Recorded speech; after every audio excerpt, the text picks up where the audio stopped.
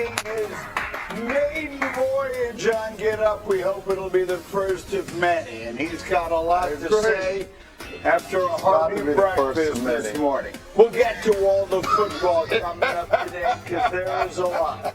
And the Win Man is up early today. Brian Windhorst got to figure out what time zone he's in after all the travel he's been doing. But we begin in the central time zone and the southern region as we go to the Spurs and the Thunder playing Game 6. San Antonio and Wemby looking to stay alive after a tough night in Game 5, getting his teammates fired. Mes amis, nous avons un gros problème. And that's why Spurs. And then he would come out on fire. Look at him go, Vinny, right off the bat, setting the tone. Fatigue? What fatigue? Threes in your face. Look at him go, Jay. He really did come out in this first quarter to establish the tone. 14 of the Spurs' first 23 field goal attempts were from the three-point line. And he was knocking them down left and right. Look. Hartenstein. Come on. Wembanyama, 11 points in the first quarter. With Hartenstein as his primary defender, he went 5 for 6 on the night. Spurs by 13. And then more Wemby. Look at the left hand, and he gets it to go. Is Chet playing in this series? Oh, man. What? It's a fair assessment, Benny. We got a little more on that in a minute, but first, Carter, Bryant. We've got liftoff. How about that? They got a lot of young legs, man. He would throw it down, Spurs up by a dozen. Next Thunder possession, you were talking about that. Look and watch Vassell. Watch after this. Watch Vassell with a little shove after the play. Come on. Chet, you gotta say something back, Chet. You gotta say something back. They all hate Chet. They all hate him now. Rough night, meanwhile, for the MVP, SGA. And with Stephon Castle on him, all these plays are going to be in the third quarter. Look at the defense that Castle plays. I mean, it's absolutely in his pocket each and every possession. The consistency and the pressure established by Vassell and Castle are incredible throughout this entire series. He's been a margin of himself. Little poke check steal there, and then more SGA working on Castle, trying to find a spot. SGA was a minus 28 on the night.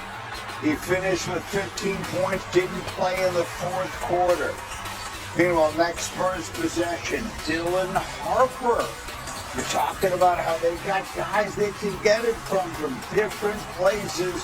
Wemby fired up, and then they start to pull away, and this is critical. 5 minutes left in the third. Castle, he would score 17. The 13-0 run that makes it from a game to no longer a game. And what that does is it means Wembanyama is going to get to rest. Look at him blocking Holmgren there right at the end of the third. They outscore the Thunder 32-13 in the third. And as a result, Vinny, Wembanyama only has to play 28 minutes on the night. Here he is in the final moments of his performance. 28 points, 10 rebounds, 3 blocks. He was brilliant, and he didn't have to go all night. That's critical because he's been averaging 38 minutes a night this entire series, and he's looked worn down. Last night he looked fresh. Looked fresh, and we are going to a Game 7. Victor Wembanyama has been everything you could ask for in his first ever trip to the playoffs. 372 points, 176 rebounds. He is the 5th player ever with 350 and 150 in their first postseason run. And again, we got Jay and we got Vinny. We got Joe Fortenbaugh here for some of the gambling perspective. But let's start with the win man. Wendy, what is your number one takeaway on San Antonio forcing what we hope could be a magical Game 7 back in OKC? I did not see 20-0 run in the third quarter coming, Greeny. Look, San Antonio came out and hit 8 3-pointers in the first quarter. Talk about a way to get off to a good start in an elimination game, but the Thunder stayed with them. This was almost a one-possession game at the half. The Spurs were playing with enormous emotion. The Thunder were doing their thing where they were calm, cool, and collected.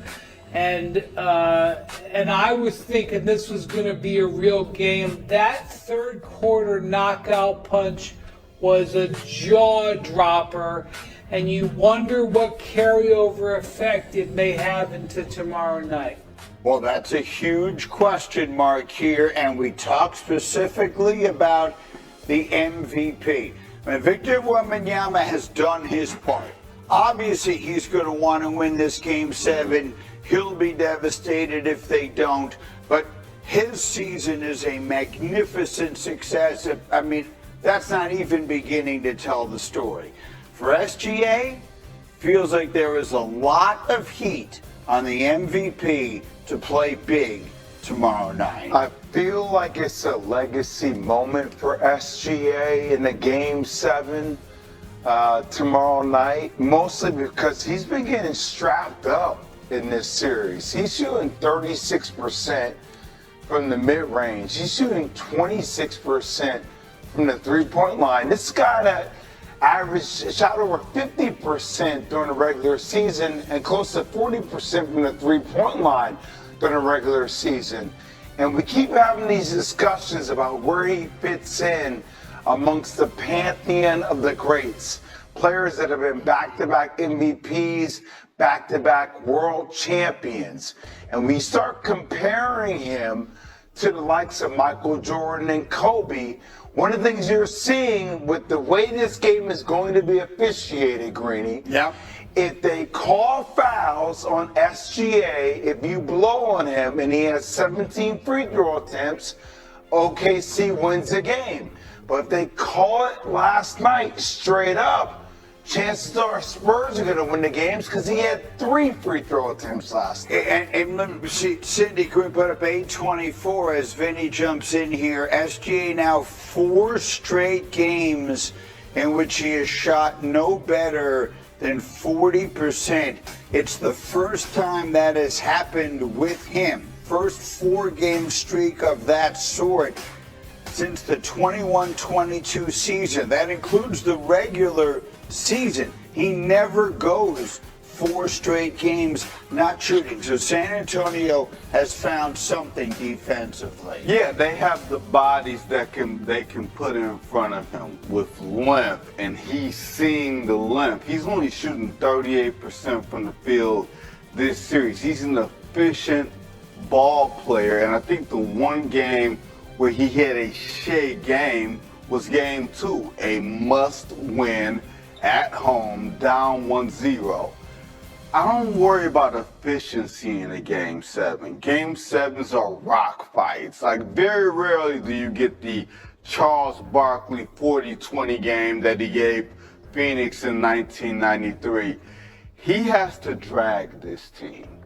That team last night, I don't know about you guys, I don't know about Wendy, that team didn't look like they wanted to be there. Like, you can say cool, calm, and collected. They looked lethargic last night. And they're now being pushed to a point by a team that was built to beat them. And then when that case happens, your best player has to live up to his MVP billing. You don't have to be efficient, but you got to drag out a Even if it's an 8 of 24 Kobe Bryant-like performance from the finals where everybody's tired, but you win the game, Shai Gilgeous-Alexander has to win the game Saturday night. Windy. He's in hell. He's in absolute hell. This is Stefan Castle, Victor Wembanyama hell. He's got one guy up in his jersey, one guy behind him. When Castle tires or they get him off him, they've got other tremendously strong wings to put on him. He does not have his normal supporting cast. I don't know what the Thunder are going to do about Jalen Williams. They brought him back last night off the hamstring injury. They brought him off the bench. He looked terrible. He played 10 minutes. He took one shot. He was minus 18. He was dragging that leg. He was only jumping off his right leg. I don't know what you're going to do about that. He's in hell. Now, one thing I will say, I don't know for sure, and nobody will know for sure until tomorrow, but this looks like the NBA has lined it up for Scott Foster to be the lead official. Foster was in the rotation. He wasn't the lead official last night. I expect we're going to see Scott Foster as the lead official tomorrow night. I could be wrong, but I suspect it. And Foster is a guy who we know takes control of games. I wish that officiating wasn't going to be the centerpiece here. And this is not just about whether Shai gets calls or not. It's a lot more nuanced than that. But when Shai can get to the line a little bit, it's a bit of a weapon. He didn't have that weapon last night. That could be how the game is officiated, could play a major role tomorrow. Game 5, he had 32 points. We had 17 free throw attempts. So you look at the data and you're like, oh, 32 points. So you look at how many times he went to the free throw line. That's what offsets the poor free throw shooting number, the poor shooting numbers from the field. So once again, like if Scott Foster allows them to play, this has a chance where the Spurs could be in the World Championship. If they're calling touch fouls, tic-tac fouls, then that's where OKC can get to the World So Championship. Joe Fortenbaugh will give us some gambling perspective, but just your take overall on what we're seeing now had to do with Game 7. Ping pong back and forth. First of all, it's been nothing but blowouts. Nothing but blowouts. So Game 7 as a tight matchup would be nice. To your point on the free throws, only 12 last night from Oklahoma City. 12. 95 games played this year, they've only had 5 with fewer. You kind of suspected moving to San Antonio after the Spurs had so few free throw attempts in Game 5 that would switch. Now I wonder if it ping pongs back. Keep it in mind. So again, you made the mention of it already. Game 7.